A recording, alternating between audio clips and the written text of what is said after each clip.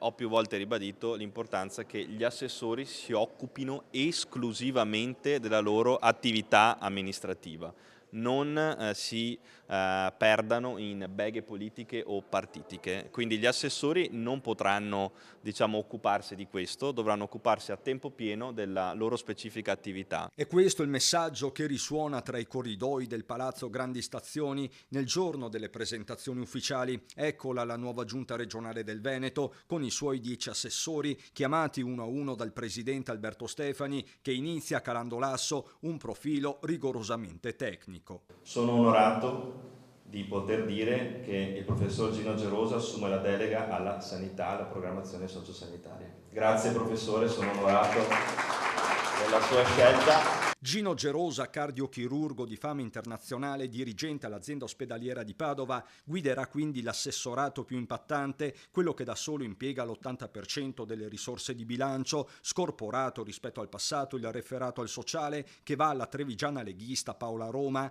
che avrà anche la delega allo sport e all'abitare. Sempre dalla Lega arriva Massimo Bitonci, nuovo assessore allo sviluppo economico, unico assente giustificato della giornata, che dovrà lasciare il posto di sottosegretario al Ministero del Made in Italy. L'altro leghista è il vicentino Marco Zecchinato, già sindaco Orgiano. A lui le delega all'urbanistica, enti locali, identità veneta. 5 posti in giunta confermati per Fratelli d'Italia, con il veneziano Luca Spavanetto che diventa il vice di Stefani. Il suo assessorato è pesantissimo, spaziando dal turismo al lavoro, materia quest'ultima che non sarà più della polesana Valeria Mantovan, che resta all'istruzione e alla formazione e si prende la cultura. A Diego Ruzza, già sindaco di Zevio, vanno trasporti e mobilità, mentre Filippo Giacinti, primo cittadino ad Albignasego, si occuperà di bilancio. Da Belluno arriva Dario Bond, anche per lui un super assessorato, agricoltura, caccia e terre alte con relativa gestione dei fondi comunitari derivanti. A rappresentare Forza Italia è la padovana Elisa Venturini, consigliere uscente, un passato da sindaco di Casalserugo, per lei protezione civile e ambiente.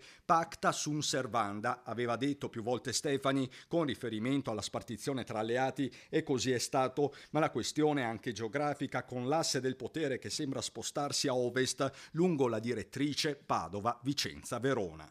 Il baricentro politico di questa giunta si sposta su Padova-Verona o è una giunta equilibrata tra i territori? È una giunta assolutamente equilibrata, nel senso che intanto garantisce la territorialità di tutte le province. Non solo assessori però, con Stefani che ha sfruttato una possibilità normativa, quella di individuare dei consiglieri delegati. La prima è la veronese Elisa De Berti, assessore uscente, Zaiana Di Ferro, che continuerà a presidiare le infrastrutture, Pedemontana, Via del Mare, cantieri olimpici, su tutto, e poi Morena Martini, insegnante e sindaca storica di Rossano Veneto, voluta da Stefani per aiutarlo nella partecipazione giovanile. Proprio le politiche giovanili restano in capo al presidente 33enne. Faremo tutto quello che si potrà fare perché il Consiglio regionale e ovviamente la Giunta possa garantire un piano importante di coinvolgimento dei giovani alla politica.